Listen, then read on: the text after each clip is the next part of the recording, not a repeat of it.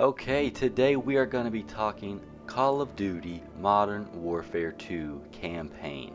I just finished this and there's 17 missions total. It takes about 8 to 10 hours and my goodness, is it fucking awesome. This is the best Call of Duty campaign ever. Um, Now, there's been years where campaign just was an afterthought, and then there's been years such as Black Ops 4 where there was no campaign at all. But this year with Modern Warfare 2, they really put a lot into this, and by they, I mean Infinity Ward, the developers, and they've been working on this for years, and it's paid off big time. It's highly cinematic, story is engaging, the gameplay is great, and the graphics are on another level. In terms of Call of Duty, it's the best looking Call of Duty game ever.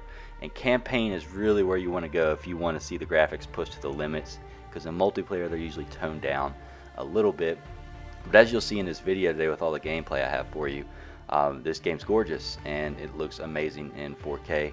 It does have a 120 FPS option on next gen, but that kind of lowers the resolution a tad bit. So it's up to you what you want to do in terms of graphics. But 4K 60's there, or you got upscaled to 4K with 120. And the game just runs really great. There's no bugs. I encountered 0 bugs throughout this entire campaign. There was no mission that just pissed me off to where I didn't want to play it.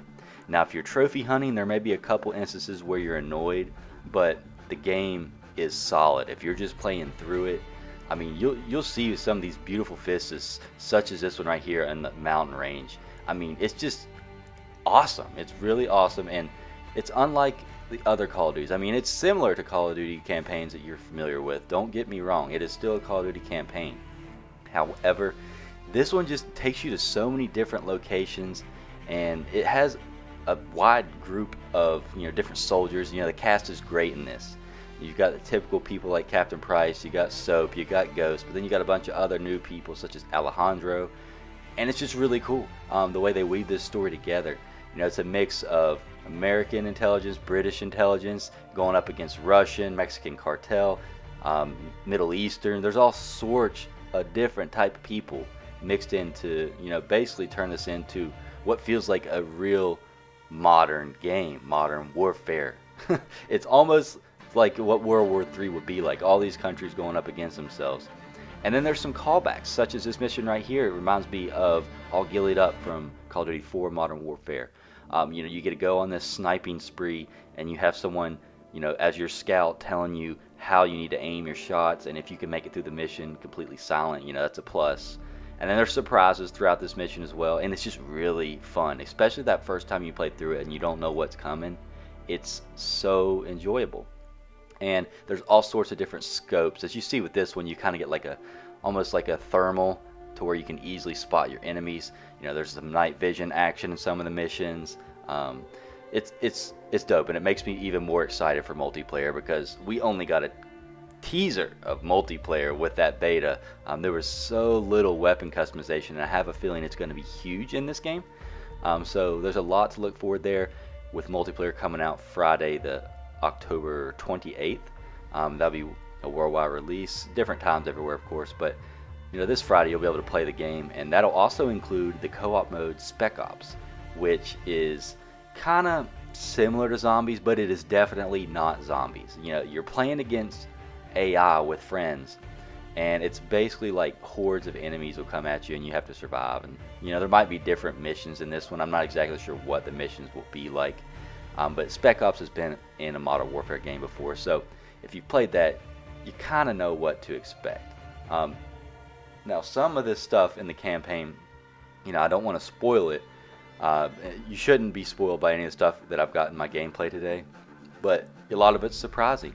You won't see some things coming, and it's a story that I seem to actually care about, but especially just the locations in the gameplay was really what did it for me. If you're playing this on PS5 and you've got a DualSense, you're going to be even more immersed because you've got the haptics and adaptive triggers. But the 3D audio really does something. I mean, there will be times where you're in a really quiet situation, you've got somebody whispering to you, and you only hear them in your right ear because they're on your right side. And it's just really cool. That's kind of been around in Call of Duty for a while, but I just thought they did a really good job, nailing it in this game.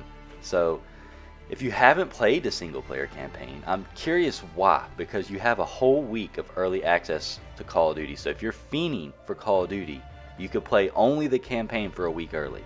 So this is gonna be the Call of Duty game that the most people play the campaign, because a lot of the time people just skip over the campaign because on day one when it releases, they just jump right into multiplayer and they don't really care about the campaign. Maybe they'll come back to the campaign months down the road, but most likely not. Most people don't. There's been years where I never played the campaign. That's only like once or twice, and then there's been years where it took me months to play the campaign.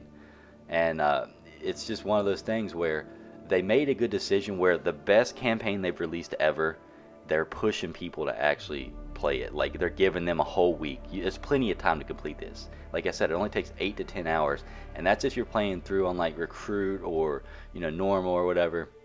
But if you jump up to veteran or even realism, the highest difficulty, this is going to be really tough, and it's going to take you quite a while to complete. And in fact, there is a trophy or achievement, whatever console you're playing on, that is to beat it on veteran. So you don't have to beat it on realism, but if you're wanting to get 100% on this, you got to beat it on veteran, and that is not going to be an easy task. I haven't started that yet and have a feeling it's going to be quite frustrating. But there'll be guides and stuff up online you could use to help you out. But for me personally, I just wanted to play through this and enjoy myself.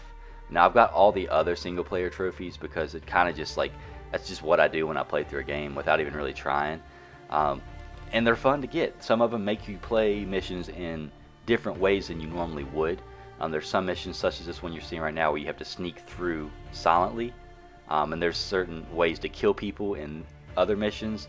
This one right here wants you to tear gas people while you kill them with Molotov. So boom, there's going to be that, and that guy will burn alive. And then other parts will want you to kill people with shields when normally you're just used to shooting with your gun, or maybe you go through gun blazing. It wants you to go with silenced weapons and just make sure no one sees you. It's really varied in terms of content. It's not repetitive at all. Every single mission is distinctly different, and every location you're going to be enjoying exploring. Now, I'm not saying there's a ton of exploration or anything like that. All this stuff is linear.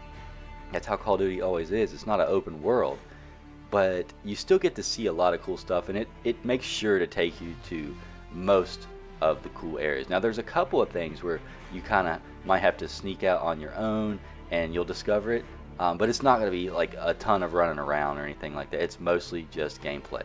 And then the way the story ends is pretty crazy. This is the final mission you see right here, and it's so fun. I'm crawling up the side of a skyscraper right now, upside down, taking people out.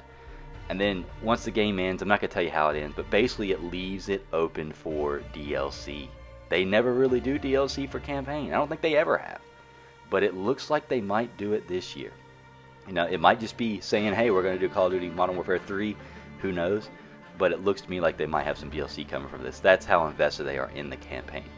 So if you have already played the Call of Duty Modern Warfare 2 campaign, leave a comment. Let me know what you thought of it. What was your favorite mission? I honestly can't pick a favorite. There were so many good ones. I think the thing that blew me away the most is when you're on top of that mountain on the border of Mexico, and it's just so gorgeous, and you're swimming upstream, shooting people from the water. I mean, it's amazing. It really is. But there's so many great moments from this. Tell me your favorite, and I'll get back with you in the comments. My following still isn't big enough to where I can't keep up with the replies. I'll be getting back to every single person who drops a comment down below. So I appreciate you watching this. Be sure to subscribe if you haven't already. I'll have more content like this coming. And remember, Modern Warfare 2 multiplayer comes out this Friday. I'm hyped. I'll be posting content for that for sure. I'll catch you in another video soon. Peace out, people.